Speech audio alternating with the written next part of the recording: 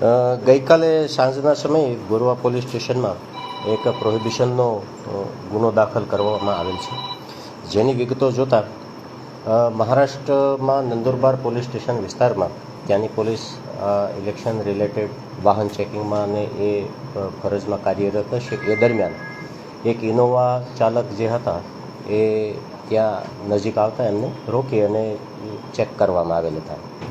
તો આર્મી યુનિફોર્મમાં તેઓ સજ્જ હતા અને નીચે ઉતરી અને આર્મી ઓફિસરની ઓળખ આપી અને મહારાષ્ટ્ર પોલીસને ત્યાં ખોટી એમની આઈડેન્ટિટી બતાવી.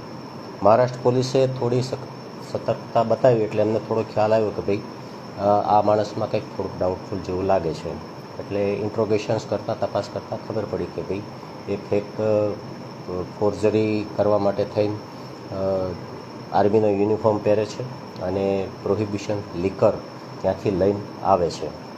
જે અનુસંધાને ત્યાં મહારાષ્ટ્રમાં નંદુરબારમાં ગુનો પણ દાખલ થયેલ છે. નંદુરબાર પોલીસની ટીમ વડોદરા શહેર ખાતે તપાસમાં આવતા અને લોકલ પોલીસ સ્ટેશનની એમને મદદ માંગતા ગોરવા પોલીસ સ્ટેશનના અધિકારીએ એમને મદદ પ્રોવાઈડ કરેલી. એમના ઘરના સર્ચ દરમિયાન ત્યાંથી પણ વધારાનો લીકર મુદ્દામાલ મળી આવેલ છે, જે લગભગ 3,67,000 જેવો થાય છે.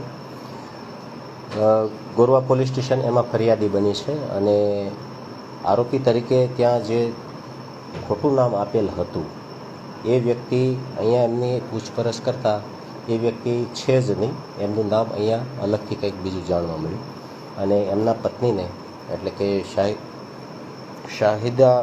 શાહિદાબેન રાહિલભાઈને આપણે પ્રોહિબિશનનો ગુનો દાખલ કરવામાં આવેલ છે. એમના આર્મી મેન તરીકે ઓળખ આપી હતી. એમના કોઈ પરિવારમાં આર્મી તરીકે કોઈ જોબ કરતું હતું કે એવું કંઈક આપેલ? હાલના એમના પત્ની છે એ એમના સેકન્ડ વાઇફ છે. એમની પૂછપરછ કરી તો એમની પાસે કોઈ આવી ઇન્ફોર્મેશન નથી. તેમ છતાં હજી એ તપાસનો વિષય છે. પણ એવું જાણવા મળ્યું કે એમના બાપુજી આર્મીમાં હતા.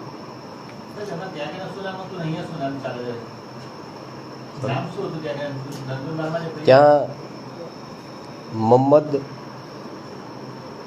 ફારૂક શફી એવું નામ લખાવેલ હતું અને અહીંયા આવતા તપાસ કરી તો એમનું નામ છે રાહિલ શફી ઉર્ફે મોહમ્મદ શેખ. એટલે નામ તો ત્યાં એમને ખોટું જણાવેલું છે. આપણને તો હજી કાલે જ ખબર પડી અને આર્મી ઓફિસર તરીકે અને લિટરલી એવી રીતે રહેતા હોય તો આપણા નોલેજ પર નહોતું. હા, મહારાષ્ટ્ર પોલીસમાં એમને યુનિફોર્મ પણ ત્યાં કબજે કરેલો છે અને આઈ કાર્ડ પણ આપેલું છે. અશોક, હા એ જ મોહમ્મદ શેખ. હા, મહારાષ્ટ્ર પોલીસના કહેવા મુજબ અશોક સ્તંભવાળી વર્દી કરેલી હતી એમને, એટલે કેપ્ટન રેન્કની ઉપર થાય. આરોપી અત્યારે હાલ ફરાર છે.